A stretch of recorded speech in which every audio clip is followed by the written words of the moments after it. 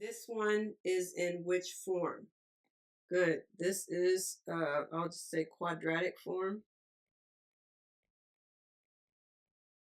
This is in quadratic form.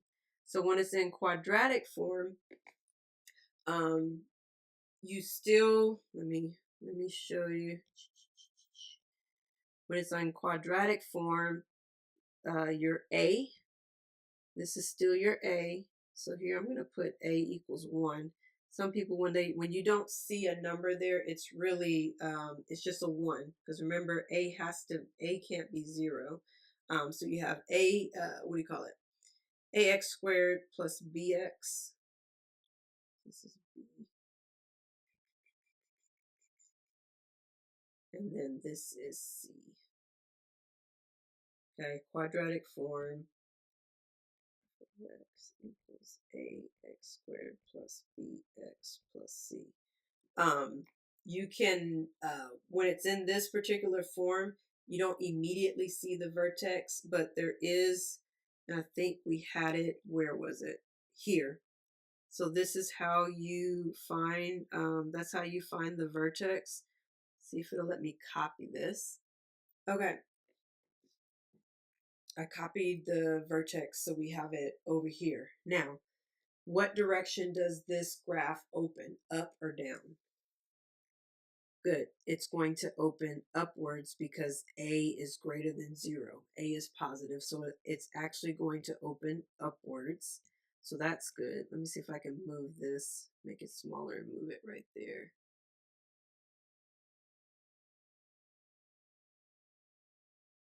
Yeah, okay, that's fine.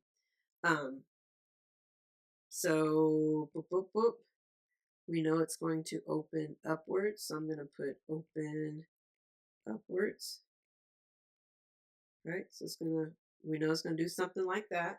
Okay, so now let's find the vertex. Let's find the vertex. So now remember the vertex we have, that's where we're gonna use this particular, formula here to find the vertex. Matter of fact, since I already got it, let's just put that there. So we're gonna use that formula there to find the vertex. So it says the x part is negative b over 2a, right? And the y part is f at negative b over 2a, okay? The vertex, or if you want to say, on the other form it was hk, but this one we're talking about the x and y because we're talking about the actual ordered pair. So that's going to be what? Negative 4 divided by 2 times 1. Y'all see that? Negative 4, because that's the b, and then that's the a. So then that gives me negative 4 divided by 2, which is going to be what? Negative 2.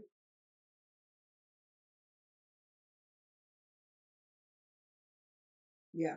Okay. Cool beans. And then now we have to find the y, which this is going to be equal at f at negative 2. Y'all see that? F at negative 2, because that was the x value. And what that means is you have to take the quadratic formula and substitute negative 2 into every x. So that's going to be, move that over. I think I moved my vertex with it, didn't I? So that's going to be negative 2 squared plus 4 times negative 2 plus 1. Y'all see that? Right here. So for every x, you got to plug in negative 2. For every x, you got to plug in negative 2. So then negative 2 times negative 2, that's going to be positive 4. 4 times negative 2 is going to be a negative 8, and then plus 1. And then negative 4 plus 8 is going to be a minus 4, right? A minus 4 plus 1. And then a minus 4 plus 1 is going to be a minus 3. Do y'all see that? A minus 3. 4 plus negative 8 is a negative 4 because the 8's the bigger number. And then negative 4 plus 1 is going to be 3. So our vertex is -2, -3, -2, -3, -2, -3, and the graph opens upward. So -2, where x is -2, y is -3. So that's right here, and we know the graph is going to go this direction. So we just got to figure out the rest of it. So now we need our x-intercepts, right, and our y-intercept points. That's the next thing. So let's go our scratch paper. Now, you notice here I have the quadratic formula. If you try to factor this, is it factorable? Meaning, are there two values where you have your x and your x? It's going to be a plus and a plus, that if you put those numbers here, what two values that if you add them together will give you the 4x, and if you multiply them will give you 1? Well, the only numbers that give you 1 is 1 times 1. But 1x plus 1x, when you add them together, that's 2x. That's not 4x. So this is not factorable. And because it's not factorable, you need to do the quadratic equation, the quadratic formula, excuse me. You do the quadratic formula in order to figure out what the x values are. So this is probably going to have some radicals in it. So let's go through this really quick. I listed the A, the B, and the C, okay? So yeah, because this is going to be, when you're finding the x-intercept, this is going to be 0 equals x squared plus 4x plus 1. That's when we're finding the x-intercept. The problem is this is not factorable. So I have to use the quadratic formula to figure out what the x-intercepts are going to be. Okay, cool beans. So, sorry, I keep doing that. I'm trying to get in the habit of not doing that, of putting my head all in the camera. So this is going to be, if we substitute our B, our C, and our A into here, so then that's going to be -4. I get my pen right. -4 plus or minus the square root of 4 squared minus 4 times 1 times 1. Y'all see that? All over 2 times A. Okay, so I changed the color so you can see where we substituted the values. Okay, so these values here were substituted in here. So now if I keep going, I end up with a -4, right? Plus or minus 4 times 4, or 4 squared. 4 times 4 is 16, minus 4 times 1 times 1. So 4 times 1 is 4, times 1 is also 4. So that's the square root of that minus 4. And then divide it by 2 times 1, which is 2. Notice it's everything. Everything is divided by the 2 times A. Okay?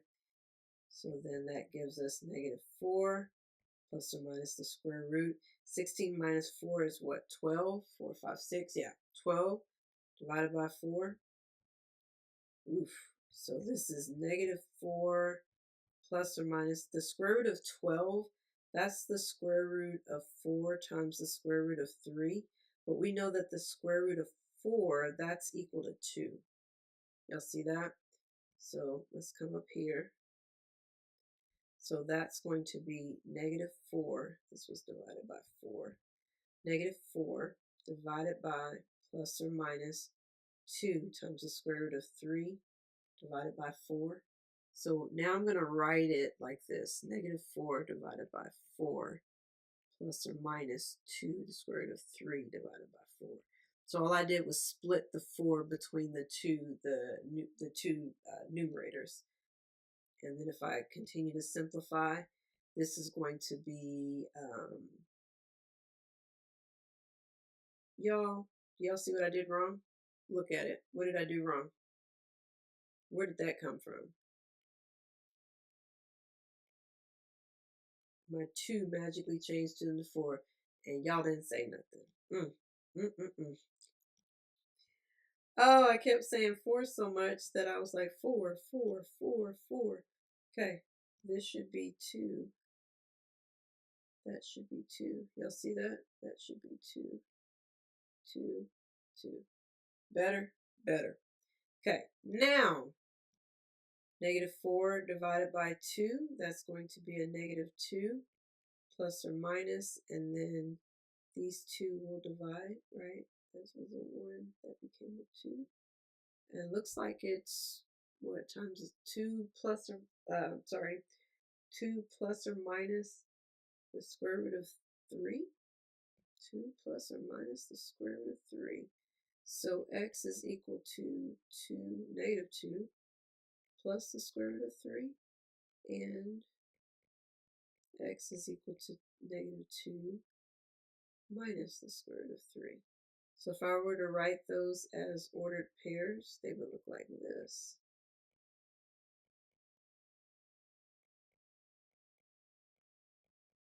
And you're like, well, what do those equal? Put them in your calculator, because you got to plus the square root, square root of 3.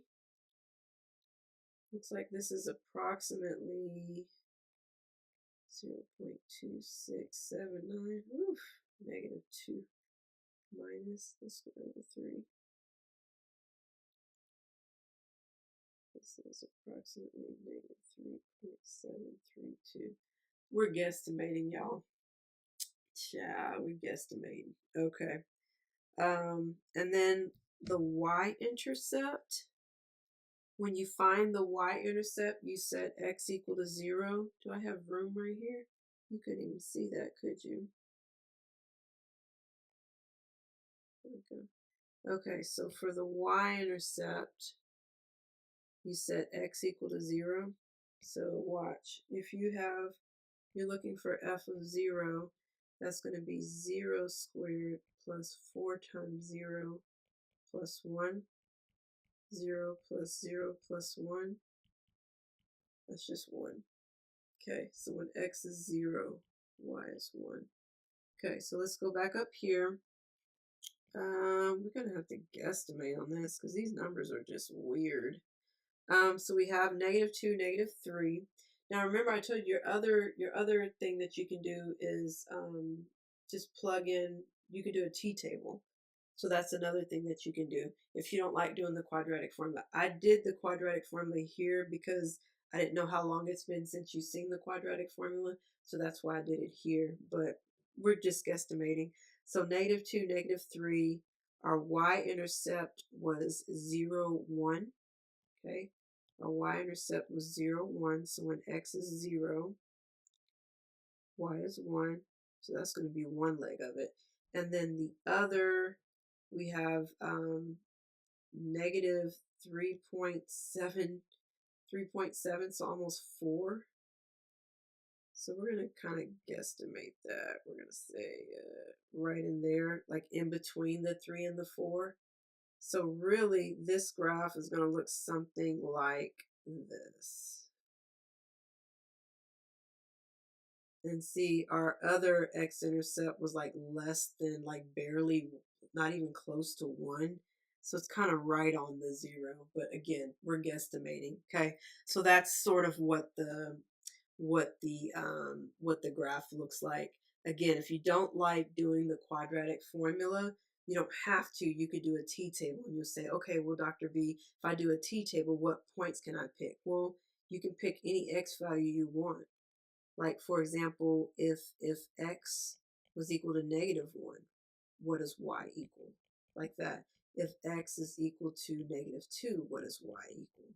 You could do a t-table and get the values and still draw the graph. I just wanted you to see a quadratic formula. Okay? Cool beans?